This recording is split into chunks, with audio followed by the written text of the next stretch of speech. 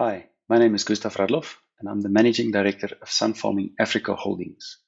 The mother company, SUNFarming, is based out of Berlin in Germany. And although we're based in Berlin, we are active in more than 15 countries around the globe. SUNFarming started its life as an investment advisor to commercial banks as well as state banks on specifically renewable energy projects. We then progressed to becoming a project developer for other investors and eventually started doing these project developments for ourselves. For the past 8 to 10 years, SUNFarming has taken over the entire value chain, and we now not only develop but also invest in, engineer, procure and construct, operate, own and maintain the renewable energy plants that we build. The project that we are developing in the Eastern Cape is a green hydrogen and more specifically a green ammonia project. Hydrogen is a very desirable fuel source because when you burn hydrogen, the exhaust gas is essentially water vapor. Hydrogen is commonly manufactured by providing energy to an electrolyzer which splits water into hydrogen and oxygen. Over the last couple of years, there has been a surge in renewed interest in hydrogen as an alternative source of fuel. This has been driven largely by the climate crisis, but more recently also by the war in Ukraine, which places the entire energy security situation in Europe under enormous pressure. As a result, not only the German government, but many other European governments are actively pursuing green hydrogen projects all over the world. As a source of fuel, hydrogen is relatively difficult to transport and store. Green ammonia is an alternative. Ammonia can be manufactured by combining hydrogen with nitrogen obtained from the air. Ammonia is used in many industrial processes and is also a key ingredient in fertilizers.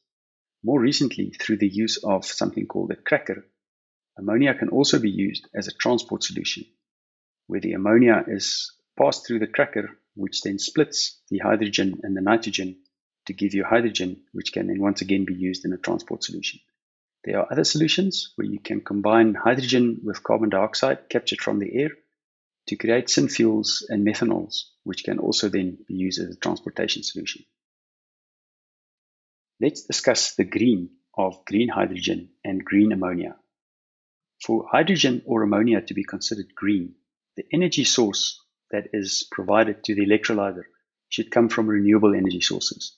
Most commonly, this will be wind and solar energy sources. SUNFarming's role in this project is twofold. We are both the project developer as well as the provider of the agri-solar or eco-solar renewable energy.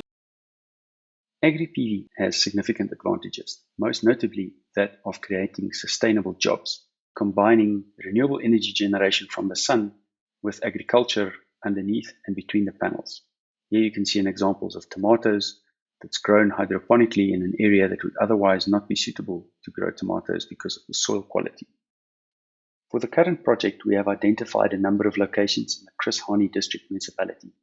The first is the Middelburg Commonage Farms. This is an area of approximately 2,000 hectares, which lies directly beneath high voltage Eskom power lines, as seen on this picture. The second site is in the Komani Industrial Park, where we once again have high voltage Eskom power lines passing right through the park. The area earmarked here is only 48 hectares, but this is still considered to be a viable site. The final site currently under consideration is the Fremantle Farm in the Lady Freire district. This is a site of 371 hectares. When we look at the value of the investment and the expected timeline, we note the following. The minimum viable investment from an agri-PV perspective is around 600 million rand. It's much more likely that our investment would be a minimum of around 1.3 billion, and this will only represent a relatively small hydrogen project. The 1.3 billion refers to the agri-PV investment alone. So this is likely to be at least double and maybe as much as 3 times as much when you add the wind as well as the electrolyzer facility. In order to demonstrate the advantages of agri-PV, SUNFarming will be building a 12.6 million rand demonstration plant in Komani during 2023. Our total envisaged investment up to 19.8 billion rand. This entire project will be funded and, importantly, repaid with European capital. This implies that the project will place no cost burden on the South African economy, but will deliver only benefits. There is significant job creation potential. We conservatively estimate that up to 44,000 jobs can be created under a 1,000 megawatt agri-PV scenario. And importantly, these are sustainable jobs. In many solar PV projects, you have short-term job creation during the construction phase, but once the plants are built, there are very few jobs available. Agri-PV is very different, since the bulk of the job creation starts once construction has been completed, and these jobs are sustainable agricultural jobs. The project is currently in the development phase, and this development phase is expected to last at least until 2024. As I mentioned, we will be building a demonstration plant in Komani during 2023, but we have a planned project start of early 2026. What drew us to the Eastern Cape? A first mention must go to Ambassador Stone Sozani. He is the South African ambassador to Germany and is based in Berlin, where he met the founder of SUNFarming, Mr. Peter Schrum. For the last couple of years, Ambassador Sozani has been actively lobbying Mr. Schrum to consider investing in his home province of the Eastern Cape.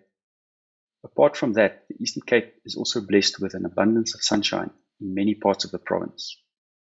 The province has a traditional agricultural heritage and economy, which ties in closely to our agri-solar business concept. The port facilities and the planned hydrogen facilities that will soon be available at the port of Kucha is another serious drawcard.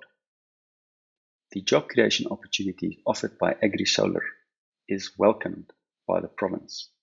And as a result of that, we have had fantastic support from the provincial government, the Kucha Development Corporation, and specifically the Chris Hani Development Agency.